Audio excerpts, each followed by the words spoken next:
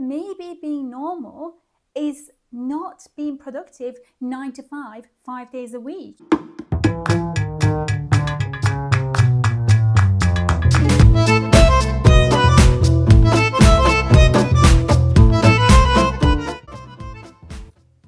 Brave New World. Okay. All right. In 2 words. Okay, so for me, this is about... 2 words. I'll start again. Illusion of freedom. That's 2 words. Okay, I'll give you one more.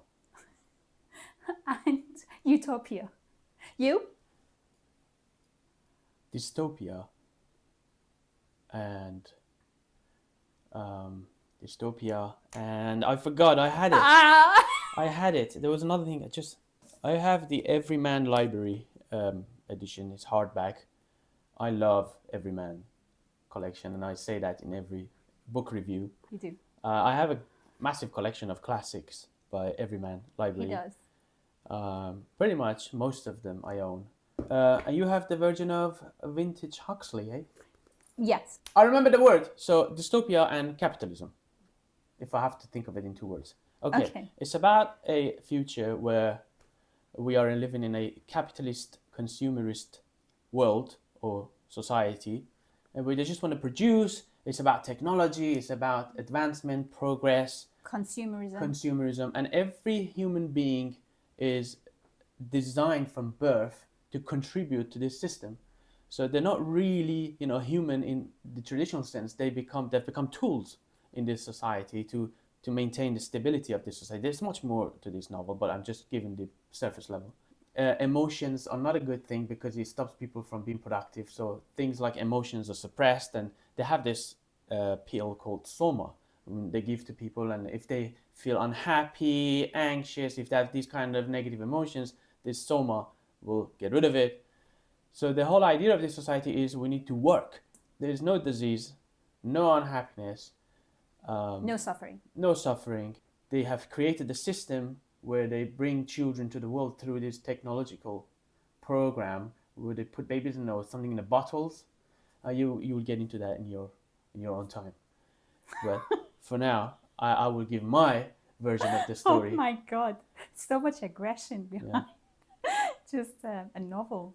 Yeah. What so anyway, now in this society, in this ideal utopia, well, in reality it's a dystopia, because utopia is an ideal future or society. Dystopia is nightmare. So although on the surface this a civilized world in Brave New World seems like a utopia, when we get more into it in the story, we realize that it's actually a dystopia. Now in the middle of this, we have this character called Bernard. Sometimes he feels like he wants to rebel against the system and he wants to be free and independent.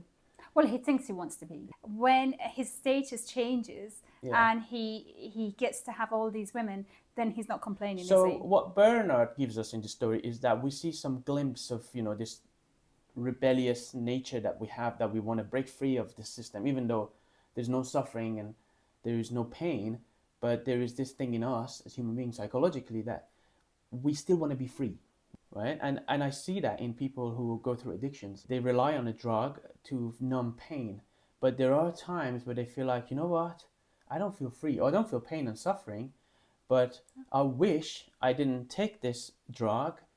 I would be free, even though I might feel emotions intensely and I might suffer.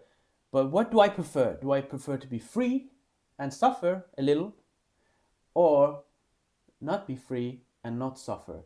And this is a dilemma for us human beings, and we see this in the Brave New World a lot. Huxley talks about this futuristic society where suffering is not possible. There's no disease. People are happy with their jobs, with what they do. There's a lot about consumerism as well. So you just consume. Why would you want to wear something twice? You wear it once. Why would you want to do things that you don't like? They think they're happy, but are they happy? That's the question. So people, they do the jobs that they love, but it's because it's predetermined for them to do those jobs. So you have I think 9 people, the controllers, and they determine basically which baby is going to grow into what job. So it gives the impression that they love what they're doing. But do they have that sense of freedom to choose what they want to do? So I think there's two things here that I want to connect to what you're saying is the babies are genetically modified to suit their future jobs. In psychology, we call them conditioning. We call this conditioning where you either positive reinforce something or negative reinforce something. So if they wanted somebody to be able to work in forest, for example, or in a jungle, then they would sort of make sure the person loves the scent of flowers. They like working with animals. They have that sense of connection with animals. And so they're conditioned to love that environment. I think the whole idea of this book is the question of what is real happiness. Is real happiness the lack of pain and suffering? Because when we get to know this character called the Savage, he didn't have any of this conditioning. His happiness is completely different to what they want. He finds happiness in things that these people in the civilized brave new world find suffering. They look at it and say, that's not happiness, that's pain and suffering. But to this savage person, meaning in life is happiness. I think what they see in the civilized world, what they see as happiness is basically not suffering. Okay, right. So if there's no pain and suffering, there is happiness. So the contrast between the two is so vivid that as long as they're not suffering, as long as they're not in pain, they are happy. Whereas Savage sees it in a different way. The Savage, or John in the book, his name is, he can actually put them together. He can suffer for the sake of happiness. What these people in the civilized society find is that, or they used to, is summer. And I had a moment of epiphany, as he said, you called it, when I read this part about summer, the drug that they use. So they have to have a limited amount of this drug, but it makes them happy and they go on summer holiday. What we have today is alcohol, right? Yeah, that is our summer, isn't it? That is our summer, but not just alcohol. So think about it. We have alcohol, we have cannabis. Alcohol is legal, right? But something else we have too, antidepressants. That we are becoming a society where any feeling that prevents you from being productive. Yes. And this is why, when you look at the DSM, where this diagnostic manual we use in clinical settings, they identify disorders mostly by if it interferes with your work, or what they call daily life. Yes, right? functioning, yes. Functioning. So the whole idea is if somebody is not contributing to this system, then they are dysfunctional and they have a disorder, and we need to give them a pill to make them happy. Whereas maybe, just maybe, getting depressed from time to time, getting anxious and having these feelings, maybe is part of what makes us human. Yes. And back in the day when we look at the literature, right, and the artworks and all the artists, the biggest artists in the world, they have always channeled these emotions into their work, and it's what made them great. And if you took these feelings away from them, what we call today suffering, they wouldn't exist. They wouldn't have any of those works. Well, I made a video on Frida, didn't I? Where, her suffering became part of who she is today and she's known for. I thought about myself and how I expect myself to be productive 9 to 5, Monday to Friday. How do I expect myself to be productive? And if I'm not productive one day, if I don't know, I work from 9 till 1 o'clock in the afternoon and I feel like, oh my God, I'm so mentally drained, then I think to myself, I need to have something to keep me going till 5 o'clock. So I'm going to have coffee, okay? I'm going to have multiple coffees, sometimes even add sugar to it, okay? Because I want that rush of sugar to make me productive. And at the end of the day, I'm feeding into this mindset that I need to be productive for certain days, certain hours a week. To be normal. To be normal. But maybe being normal is not being productive 9 to 5, 5 days a week. Because we have this idea, we have this image of ourselves as robots, right? That we need to work certain hours a day like a machine. Because again, this is the system, this is the civilized world that looks at us as machines that keeps this world going. And if you can't, then you are dysfunctional. Yes, and if you get tired, you can always go out on a weekend and go on the summer trip, drink alcohol. You've heard people say, oh, I'm so glad it's the weekend, I get to go out. go down the pub, go out drinking. Alcohol is the soma. Yes. Antidepressants are soma. And all these other drugs that we take, even coffee, whatever makes us work and be productive as part of this system is the soma. For those of you who are interested in dystopian novels and stories, so you're probably also aware of... Can I just ask, what is dystopia? Dystopia is the opposite of utopia. And what is utopia? Utopia, I did explain it at the beginning of the video. I did, you didn't listen. I explained it. If you rewind this, you will see. I said utopia is the ideal future, ideal world. Dystopia is the nightmare. Remember I said nightmare? No. Anyway. Sorry. Give me soma. Anyway. I'll give you some soma after this. I wanted to talk about John's identity, change in identity throughout the book. And I found that fascinating. We start to see him as John. Initially, we are introduced to him as John. And then he is referred to as the savage when he enters the civilized society. And towards the end of the book, I'm not going to say what happens exactly at the end of the book, just in case anybody hasn't read it.